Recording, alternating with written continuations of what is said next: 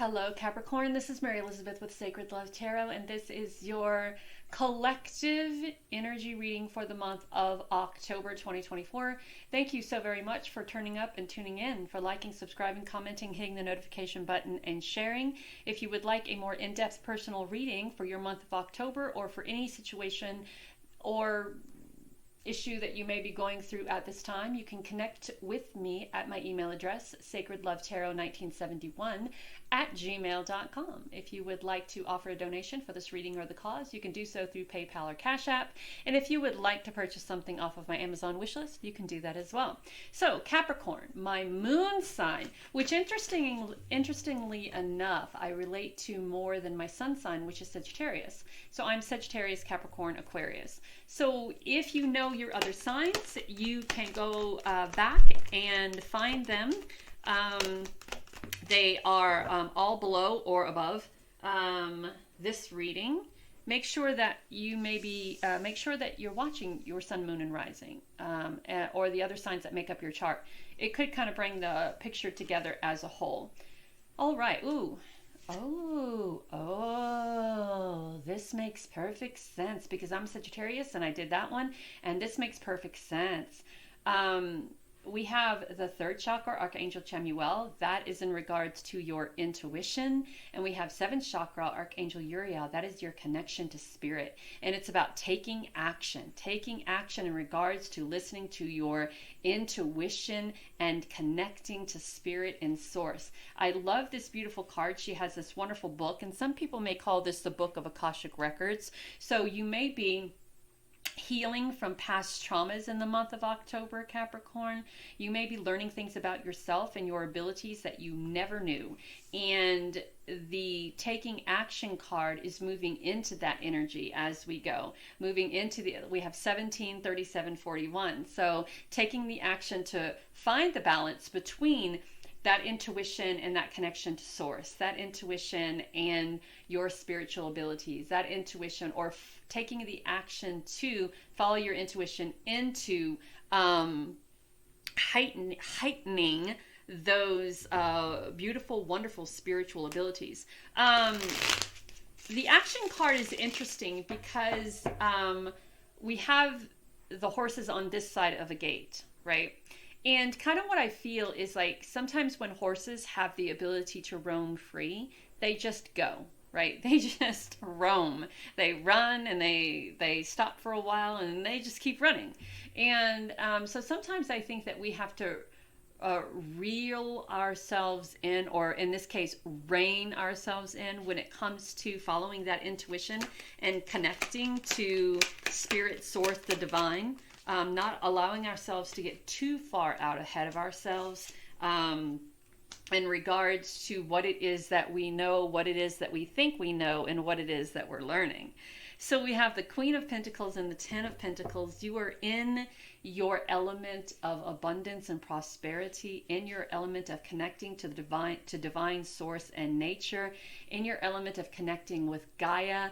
It kind of feels to me that we have this yin and yang energy here with the Queen of Pentacles stepping into her divine goddess self, connecting with the energy of Gaia, connecting with the playfulness of the energy that she sits in, stands in, and kind of projects out into the world. There's a sense of playfulness here as she sits upon her throne, surrounded by the abundance that she has created for herself. So what once used to be a life of complication or uncertainty is now a life of abundance and prosperity, to where there is enough for everyone. This could be you securing a job. This could be a win if you play the lottery. There is a lot of, and I love this Queen of Pentacles because the Queen of Pentacles have lived life and they've learned those lessons that they take through life with them to allow them the knowledge that they need in order to make the decisions that are best for their their right here, right now moment and their future. And that Ten of Pentacles energy is this family unit together, the growing, the stability, the balance, the nurturing, the loyalty, the playfulness, the gratitude, the following to intuition, the creative energy, the taking back the power, standing in one's own power, the growth, the happiness of what this is, the abundance of what this is. And I talked about yin and yang, and we have the temperance, which is moderation, and balance, right? And remember when I talked about how if you let horses run free, they'll just So if you were to allow yourself to just kind of run free and not tap into this divine spiritual energy, this divine abundance, this divine prosperity, this divine intuition, you would probably be more inclined to partake on everything on the left here, drinking and having a great time and binge watching TV and not really taking care of yourself mentally, physically, emotionally, and spiritually.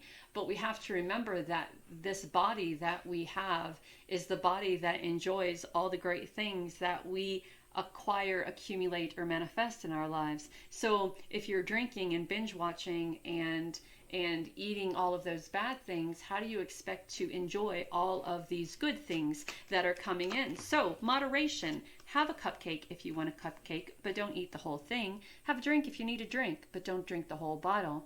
Watch a show or two, but don't sit on the couch and binge watch with a dozen of cupcakes and a bottle of your favorite beverage, right?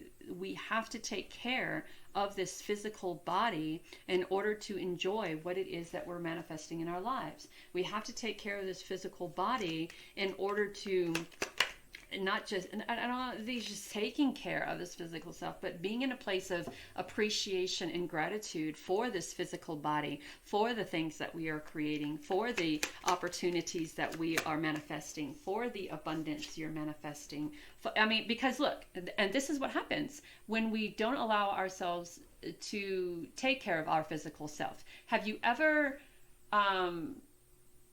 ate a dozen cupcakes or donuts, or just went on a weekend binge where it was just fried food and sodas or booze or binge watching and this and this and this, and then you feel yourself not really being connected with spirit source, and you find yourself feeling very insecure or doubtful?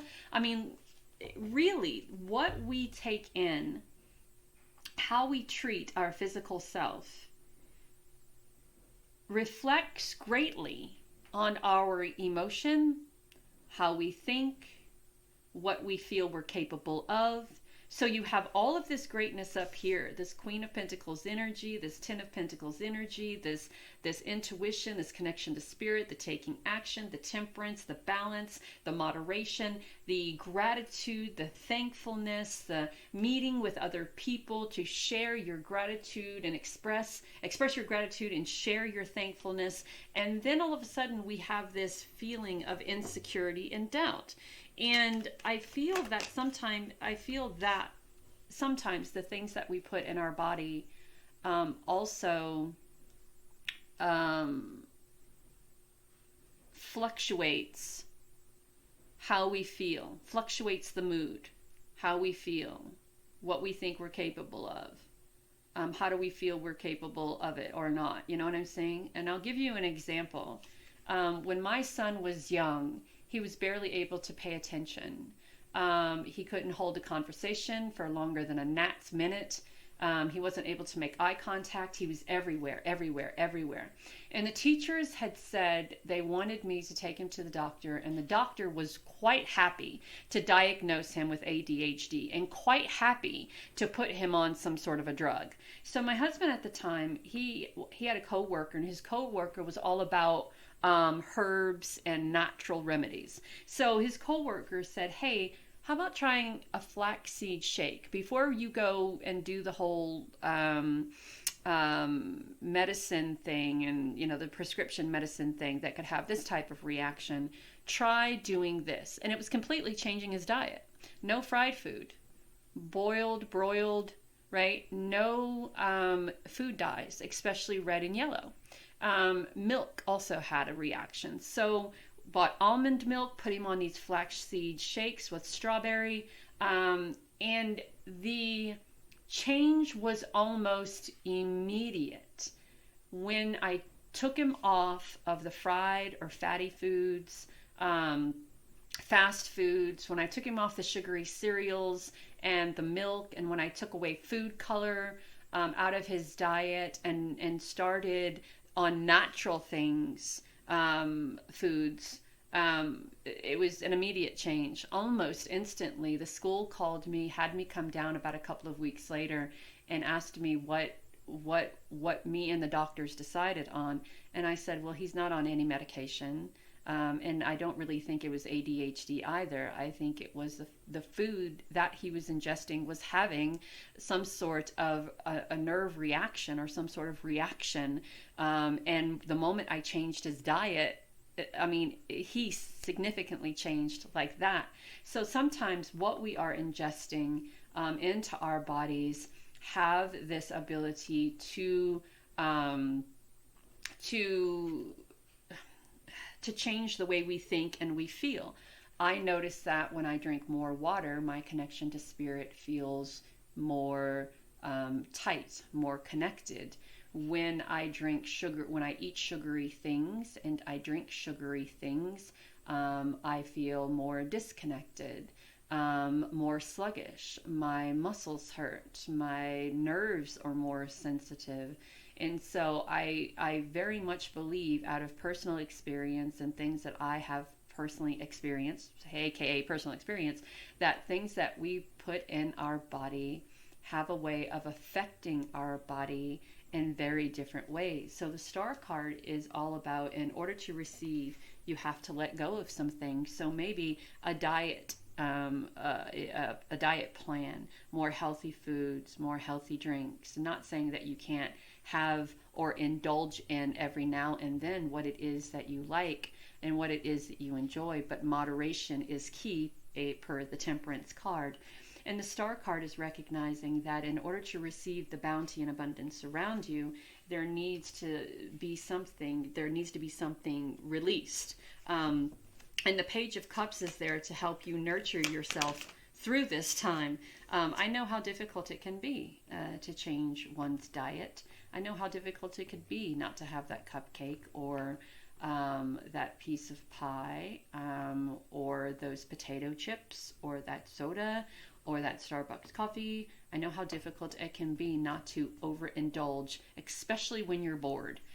Bored eating, bored drinking, overindulging when you're emotionally spent or having a really hard time, finding comfort in these things that aren't so good for the physical, emotional, mental, and spiritual self.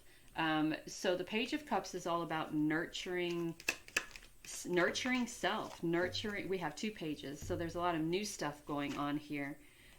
There's also a sense of changing the way you think, and this could already be happening. A different perspective, changing your perspective. The Page of Cups and the Page of Pentacles are both new opportunities. The Page of Cups is this new opportunity of learning to nurture and love yourself again, showing compassion and empathy, and this imagination of how you would love yourself to be physically, mentally, spiritually, emotionally. And the Page of Pentacles is choosing a new path. And I love the Page of Pentacles here. The Page of Cups also barefoot, very grounded, very solid. And when we're going through these emotional transformations, and when we are learning to love ourselves again and appreciate our body for the temple that it is, it sometimes can be a very messy procedure, or a process, especially when you have a lot of people around you who like to indulge in the things that they enjoy indulging in. And sometimes it's easier to say yes than it is to say, no, I can't partake in that. I am going to go, eat something different, or drink something different, or do something different. So the Page of Pentacles has you on this wonderful new path of opportunity and abundance as well. And it's not a very hard decision with that Page of Pentacles. I call it the no fucks given card, because he's at this crossroads and he's flipping a coin. So whatever direction you decide to go to, you're following your intuition. You're very thankful for the opportunity to be going in this direction. And there's a lot of creativity to be had. There's a lot of opportunity to be had, independence and passion to be had here. And the Hanged Man asks you to look at things from a different perspective. It's very important that you look at your life the way it is now, the way it was, the way it is now, and the way it can be. You have the key to unlock these chains that are binding. You have the key, the knowledge to make the changes that need to be made in your life for the better. You have the key to bring peace and peace of mind and gratitude and thankfulness and power into your life, and enjoying the beauty that surrounds you, and especially enjoying the beauty within yourself, right? And finding, yeah, look, we have beauty, we have peace, we have healing.